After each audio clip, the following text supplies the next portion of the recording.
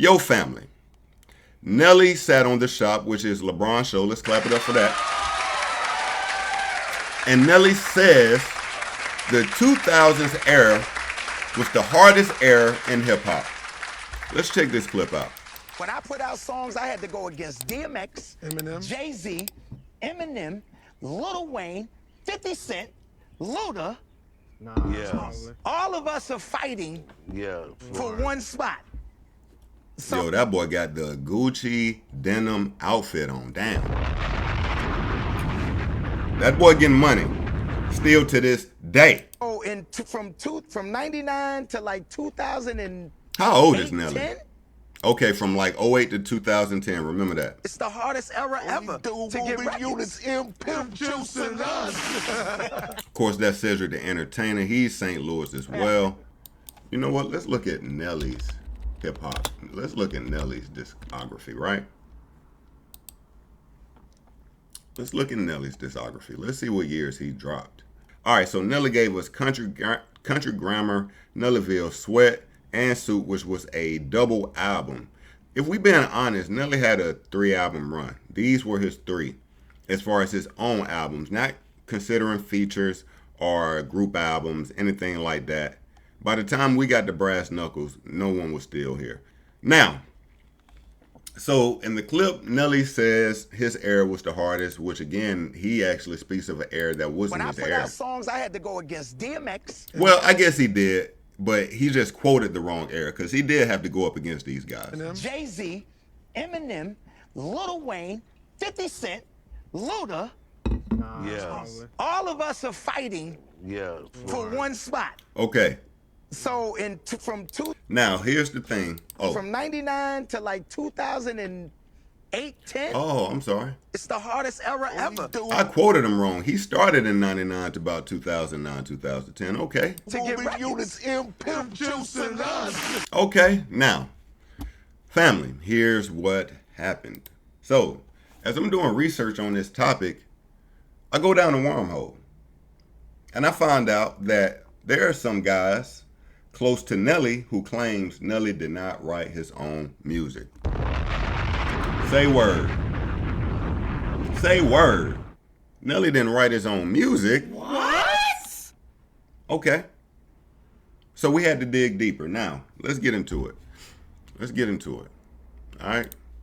Now, this is Ali. Ali was a Saint Lunatic. He was part of the group with Nelly. And he claims that Nelly did not write his own lyrics. He claims that the group wrote Nelly's lyrics, right? He claims that the group wrote Country Grammar.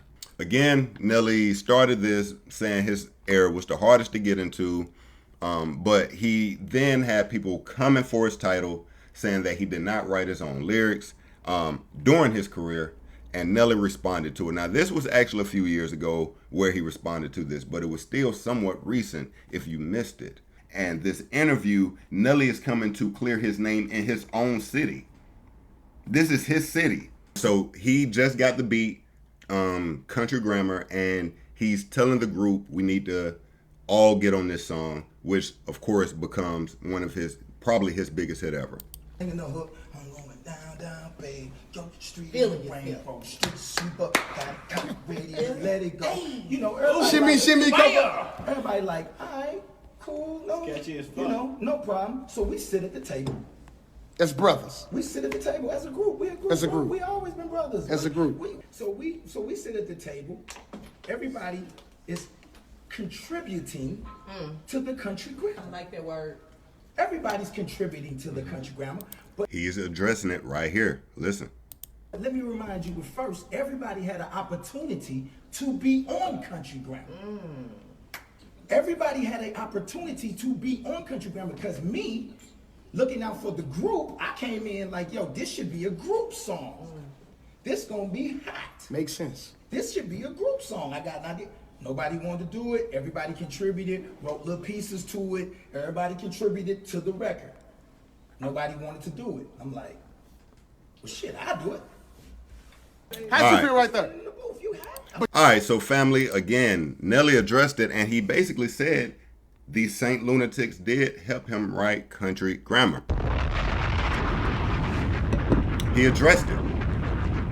And you know what's so funny about this? Drake had a situation where he also addressed this same type of thing where a lot of artists get in the studio and have help. Let's just be honest. A lot of artists go to the studio, they bring their friends, their homies. You have someone say, nah, instead of saying this, you should say this. Instead of that line, you should say this line. And it's just all what it is, right? Now, of course, Drake did kind of have some references tracks that may be considered a tad different. But what Nelly is referring to, a lot of artists do.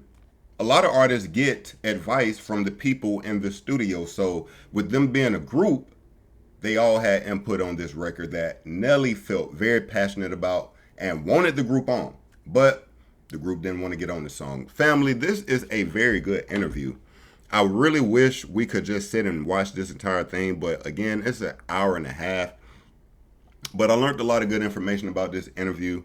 But I did not know that Nelly did not write country grammar. But I still don't look at this as him having a ghostwriter his entire career. I look at that being a group, just being a group.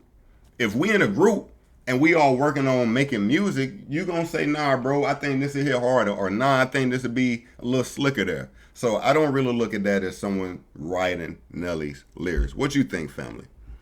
Nelly spent the last 25 years rolling around. Hold on.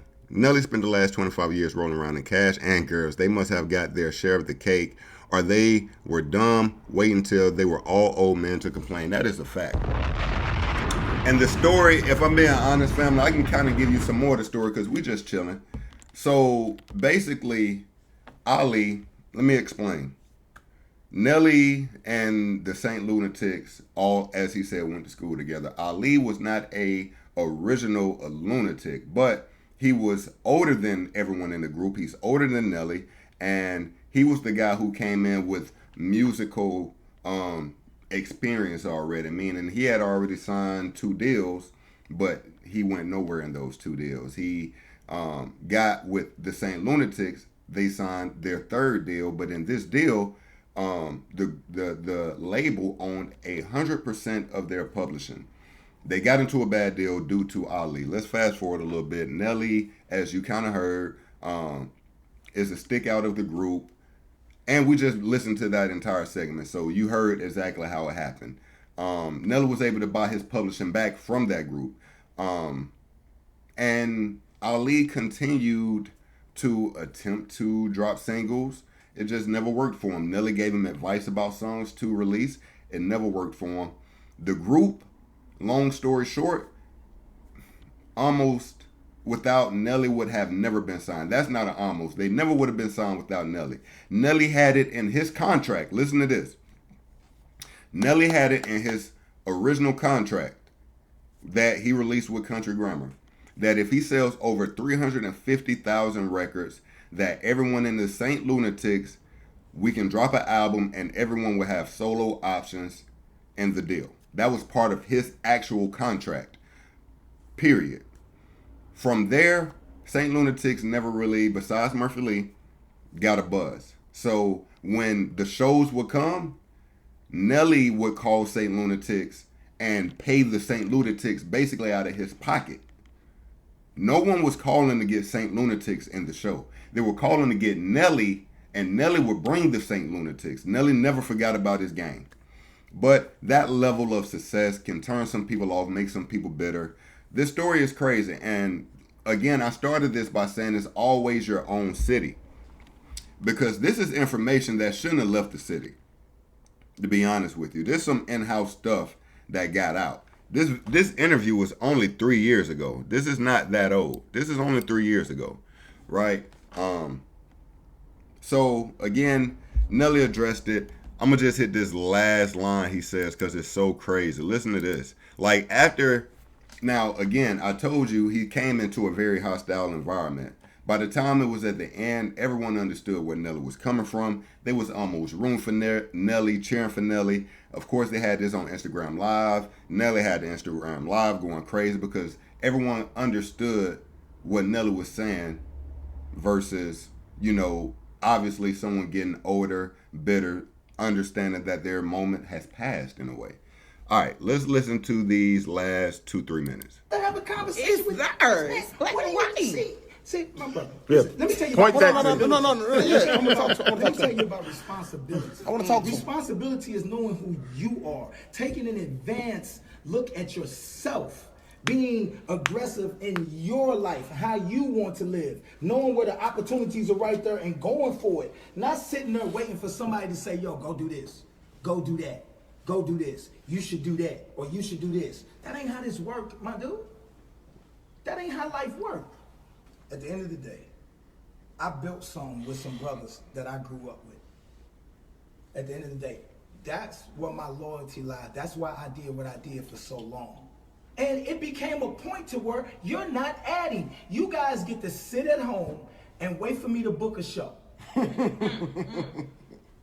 I call you, tell you when the show is, you come to the show. After that, you come home, you go. I still got press, I still do everything else. You sit at home, you get to raise your kids, you get to do whatever you want to do. You know what I mean? Like you sit there, I wait for Mo to get the show. Mo get the show, he pay you. Clear and simple. Even if Mo loan you money, Mo book the show, pay you for the show so you can pay Mo back. Flat out. I need that back. Thank you. Damn. Oh yeah. Nelly was out there talking that shit, family. So, how do we feel at this? At the end of the day, you had some guys who were bitter, unfortunately, because they basically time to shine. They didn't take advantage, right? Sometimes your ego can get in the way. You can have a big ego and feel like the person who is shining shouldn't be shining. That's kind of how Ali felt. Ali felt he was a better artist than Nelly. He felt he was his OG, but Nelly was the one who was able to stand out the entire time. And again, I wish I could show you the Ali interview, but it's on DJ Vlad page, and Vlad will have my whole channel clapped in 2 seconds, no cap. He'll have my shit just like that. All right. But okay, my dog.